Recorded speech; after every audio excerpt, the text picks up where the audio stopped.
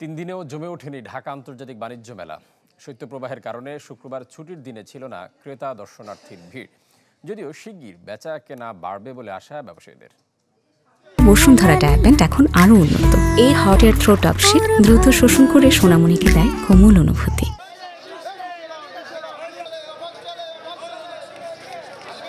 বিক্রেতার এমন হাঁকডাকে সরগরম পূর্বাচলে শুরু হওয়া মাসব্যাপী ঢাকা আন্তর্জাতিক বাণিজ্য মেলা।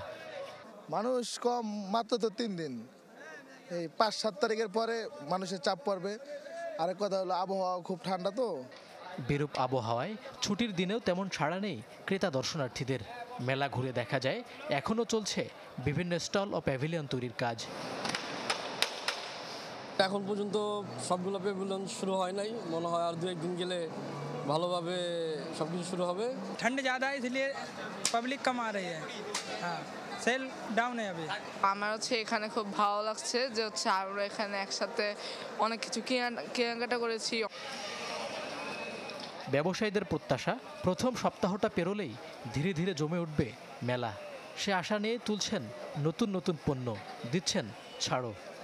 আগেও পরেও সবসময় এমনই হয়েছে, স্টার্টিং সময় তেমন একটা কাস্টমার হয় না।